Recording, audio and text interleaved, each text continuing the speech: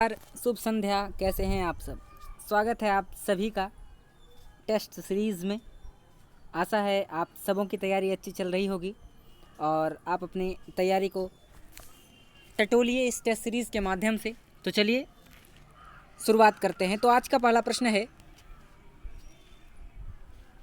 कि लज्जा और ग्लानि निबंध के रचयिता हैं।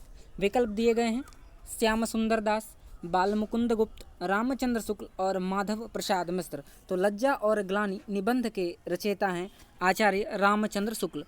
दूसरा प्रश्न है कि आओ रानी हम ढोएंगे पालकी। जी हाँ, आओ रानी हम ढोएंगे पालकी किस प्रगतिवादी कवि की है?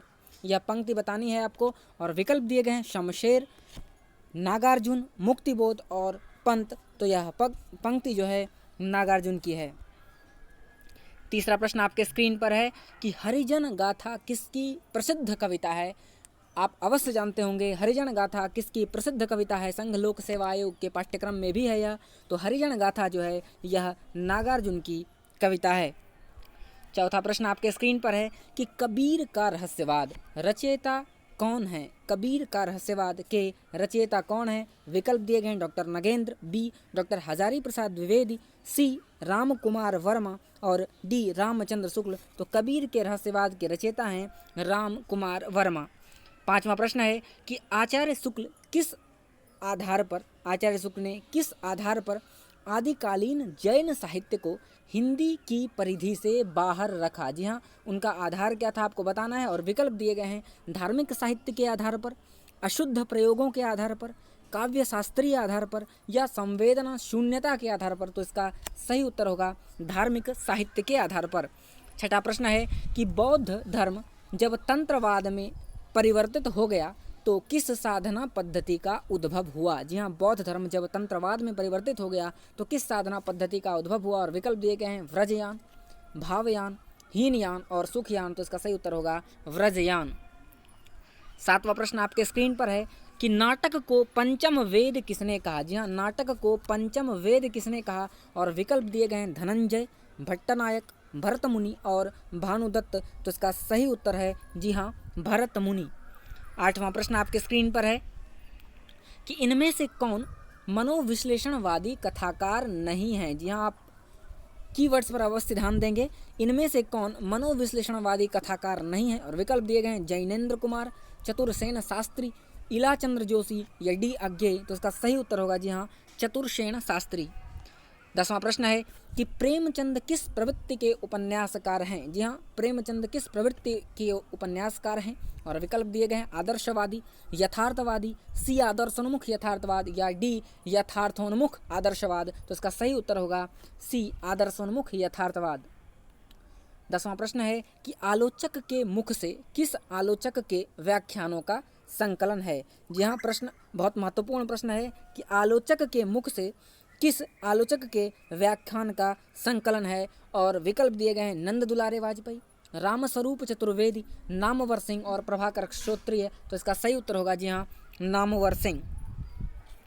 11वां नंबर प्रश्न है कि शिखर से सागर तक, जी हाँ शिखर से सागर तक किस कथाकार की जीवनी है? शिखर से सागर तक किस कथाकार की जीवनी है? और विकल्प दिए गए निराला, मुक्तिबोध, अज्ञेय या धर्मवीर भारती। तो शिखर से सागर तक यह अज्ञेय जी की जीवनी है।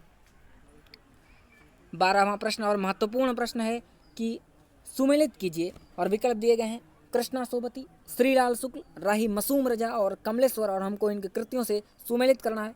तो कृष्णा सोबती विकल्प एक में है कृष्णा सोबती और कृष्णा सोबती का है समय सरगम। जी हाँ, कृष्णा सोबती का है समय सरगम।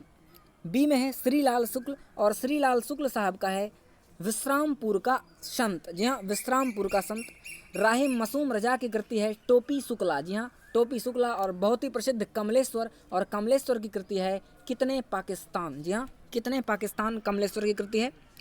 13वां प्रश्न आपके स्क्रीन पर है कि जीवन विवेक ही साहित्य विवेक है। जी हाँ, जीवन विवेक ही साहित्य विवेक है, यह किसका कथन है? और विकल्प दिए गए हैं रामविलास शर्मा, हजारी प्रसाद द्विवेदी, मुक्तिबोध या अज्ञेय। तो यह हजारी प्रसाद द्विवेदी की का कथन है। 14वां प्रश्न आपके स्क्रीन पर है, बहुत महत्वपूर्ण प्रश्न कि अलमा कबूतरी किसकी रचना है? जी हाँ, अलमा कबूतरी किसकी रचना है? और विकल्प दिए गए हैं मृदुला गर्ग, गीतांजलि श्री, मैत्रेयी पुष्पा या डी चित्रा मुदगल। तो इसका सही उत्तर होगा मैत्रेयी पुष्पा। 15वां प्रश्न है, एक तरफ पंक्तियां दी गई हैं और दूसरी तरफ पंक्ति के कवियों की सूची दी गई है और हमें मिलान करना है, और बहुत महत्वपूर्ण हमारे परीक्षा के दृष्टिकोण से ये पंक्तियां। विकल्प ए है, जिधर अन्याय है उधर शक्ति। जी हाँ, जिधर अन्याय है उधर शक्ति। विकल्प बी है, नारी तुम केवल श्रद्धा हो। विकल्प सी, बहुत दिनों तक चक्की रोई चूल्हा रहा उदास। और विकल्प डी, सिंहासन खाली करो कि जनता आती है। और चलिए मिलान करते हैं इन पंक्तियों का। तो जिधर अन्याय है उधर शक्ति, यह महत्वपूर्ण पंक्ति निराला की है। नारी तुम केवल श्रद्धा हो, जी हाँ, नारी तुम केवल श्रद्धा हो, यह प्रसाद जी की पंक्ति है। बहुत दिनों तक चक्की रोई चूल्हा रहा उदास, और आप अवश्य जानते हैं नागार्जुन की पंक्ति है। और सिंहासन खाली करो कि जनता आती है, बहुत प्रसिद्ध पंक्ति है और यह दिनकर की पंक्ति है। चलिए चलते हैं 16वां प्रश्न पर। मित्र, आप अपना मूल्यांकन अवश्य करिए क्योंकि आपके परीक्षा का स्तर इसी से पता चलेगा। तो चलिए 16वां प्रश्न है कि मेरे राम का मुकुट भीग रहा है, किसका निबंध है? यहाँ निबंध पूछा गया है, मेरे राम का मुकुट भीग रहा है। और आपके विकल्प दिए गए हैं, विद्यानिवास मिश्र, कुबेरनाथ मिश्र, हरिशंकर परसाई और डी धर्मवीर भारती। तो यह उत्तर होगा जी हाँ ए विद्यानिवास मिश्र। 17वां प्रश्न है कि पशु पक्षियों पर लिखित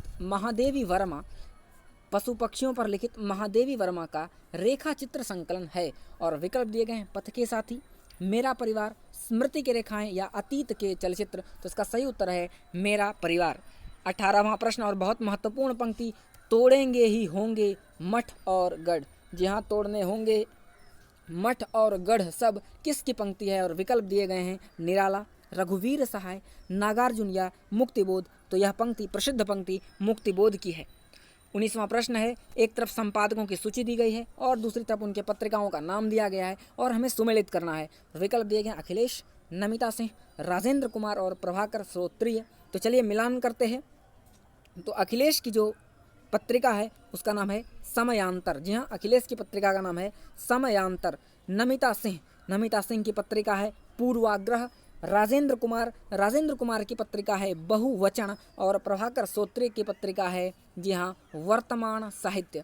और 20वां प्रश्न जो आपके लिए है, प्रश्न है कि अमीय हलाहल मद भरे श्वेत श्याम रतनार, जियत जियत झुकी झुकी परत जही चितवत एक बार। और यह पंक्ति किसकी है आपको बताना है कमेंट बॉक्स में मित्र। और विकल्प में पढ़ दे रहा हूँ, बिहारी, रसलीन, केशवदास और घनानंद। आप 20वें नंबर प्रश्न का और अपने प्राप्तांक हमारे साथ ज़रूर साझा करें जिससे आपका स्वमूल्यांकन हो सके और मैं भी अपनी रणनीति तय करूं और आप गलत प्रश्नों का 1-2 बार पुनरावृत्ति अभ्यास कर अपने परीक्षा में के कदम को सार्थक कर सकें। तो चलिए मित्र, आज के लिए इतना ही। शुभकामनाओं के साथ धन्यवाद। जय हिंद।